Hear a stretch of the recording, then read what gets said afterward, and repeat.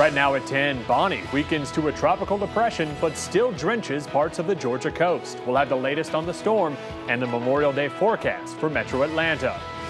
A murder mystery in Gwinnett County possibly solved. A pizza worker found dead in his own car. Police believe it's suspicious, and now they've made an arrest.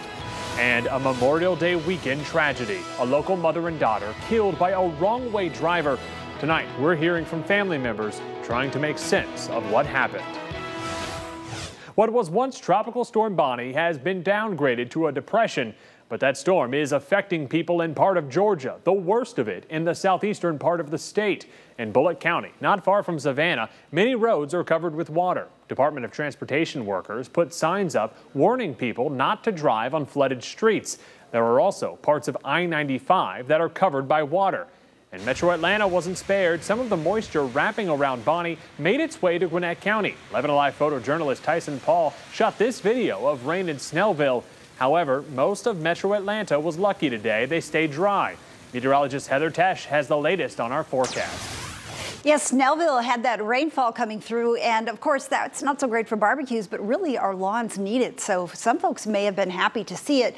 As we kind of zero in, you can see where some of that rain went through there. There's Snellville, and you can see the heavier downpours coming in. That's pushed on through. Now things have kind of faded out a bit, and there's really not a whole lot happening here. You can still see some of that moisture wrapping in from Bonnie, Tropical Depression Bonnie, and you know, some of these areas picked up 7 to 9 inches. Places like Oliver, Georgia, you really got a downpour more than 7 inches. And also we had some of that into South Carolina, right along that border area. We're watching Bonnie as it continues to work its way gradually to the northeast. And this is what it's going to look like Monday afternoon. It'll continue on this trek. Notice that those wind speeds still remaining around 30 miles per hour. And we'll continue then to gradually see it pushing out to sea. As far as the effects of this, yes, we do have that rainfall, but also the surf is very dangerous here. Also the danger of rip currents. They can potentially be deadly. So coastal areas, it's been a real problem because of Bonnie. Now closer to home though, we've been sandwiched in between Bonnie and another system to the west. And so for the most part, we've had very nice conditions, and it looks like that is going to continue as we head into our Memorial Day. I'm going to call it a 9, not an 11, because it's going to be very hot. So hot and uncomfortable, but you will find if you're at a pool or somewhere where you're wet swimming, then you might want to call this an 11 because it really will be a beautiful sunny day with just a slight chance of a sprinkle. Heather, thank you. A local family reeling tonight after losing a mother and her 7-year-old daughter. They were hit by a wrong-way driver on I-75 between here and Macon. According to the Monroe County Sheriff's Office, the crash happened around 2 this morning near mile marker 195 on 75 South. 29-year-old Monserrat Godinez of College Park was killed. Her 7-year-old daughter died at a Macon hospital. 11 Alive's Naima Abdullahi spoke with family members tonight exclusively. She's live tonight in East Point. Naima? Well, Ryan, they're finding it very hard to deal with the tragedy. Family members are still gathered outside of the home having a prayer vigil for the 2 victims, a young mother and her 7-year-old daughter. Tragically, their lives are gone now because of a wrong-way accident on the highway. From reading what happened, it pretty much can happen to anybody, you know. Voices trembling, shaking with emotion. Hundreds of people gathering outside this home to show support during a difficult time. A young mother and her 7-year-old daughter dead. They had an incredible bond. They were inseparable. Along with a wrong-way driver that struck them. Officials say a car traveling in Monroe County collided head-on with Monserrat Godinez and her daughter, Alani Godinez. To hear about her family, yeah, it's breaking us. It hurts. Right now, family members are finding it hard to move on from this, but they say their legacy will always live on.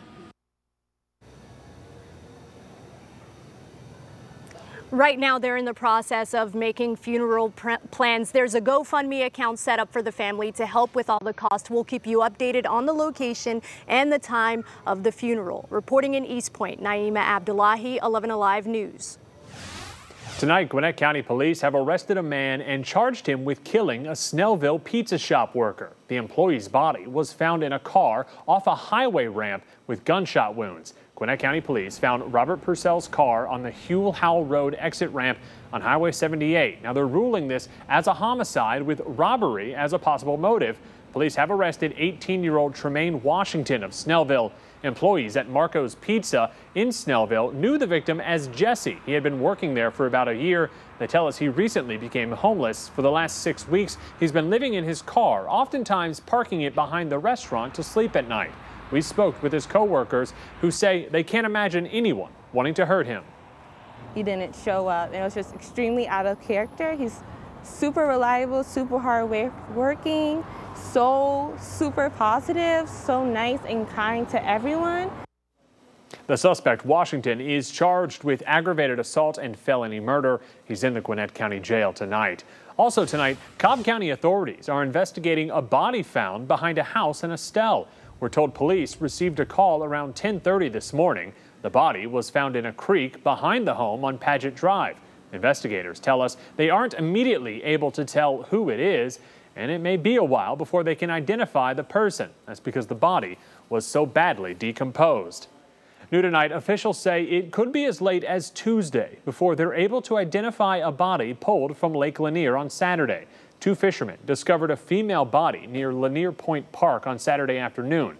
Right now, that body has been taken to the GBI Crime Lab for autopsy. Those remains have not yet been identified, but they were found in the same area where 23-year-old Lizeth Ruiz disappeared more than a week ago. Officials say all signs indicate that it was Ruiz's body found in that lake yesterday, but they can't yet confirm. Meanwhile, a planned vigil for Ruiz scheduled for tonight has been canceled. A spokesperson for the GBI could not tell us when that autopsy is scheduled to begin. There's a developing story out of West Georgia tonight. Police say a man shot a sheriff's deputy in the face all during a routine traffic stop. It happened last night near Columbus. The Harris County Sheriff says that the deputy pulled over a car with 3 people inside. As that deputy approached the vehicle, someone fired a gun. The bullet hit the deputy just above his left eye. The suspects drove off, but later on, 24-year-old Joe Lee Garrett turned himself in.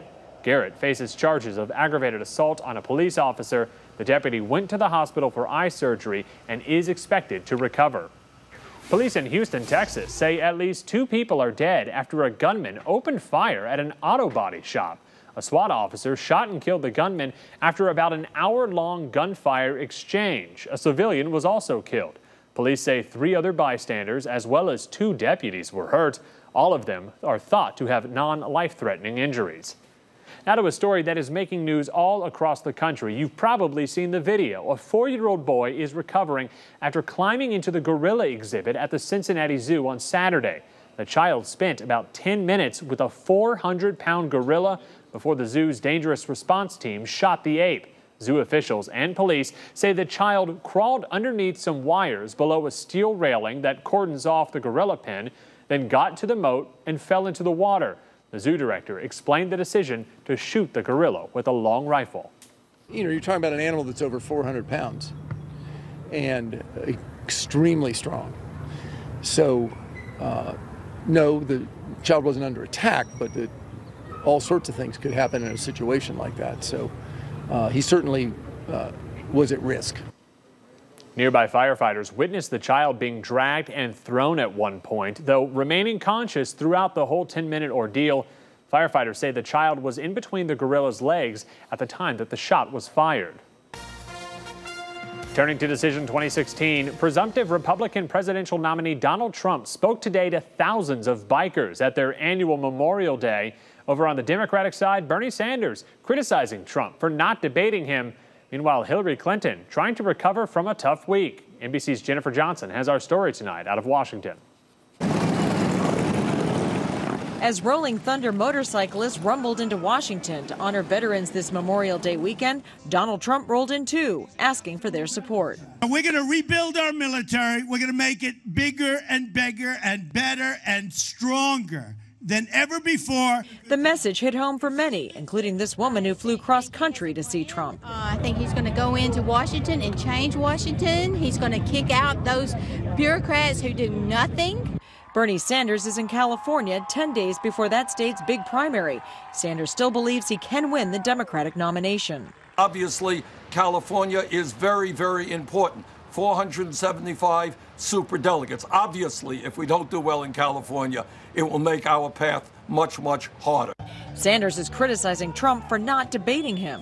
When the general election happens, when there's a Democratic nominee, Mr. Trump will debate whoever emerges from the system. Hillary Clinton took the day off after a tough week when a State Department Inspector General report said as Secretary of State, she never asked permission to use a private email server. Clinton has said she did.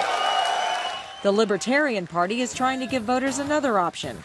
On Sunday, it nominated former New Mexico Governor Gary Johnson for president, just as it did in 2012. That party is hoping to capitalize on Trump and Clinton's huge unfavorable ratings, which polls show are both over 50% among voters. Jennifer Johnson, NBC News, Washington. And coming up next, boy, it sure seems like the media is getting younger and younger every day. Perfect example, today's Turner Field press conference, where the kids ask the questions. It's coming up.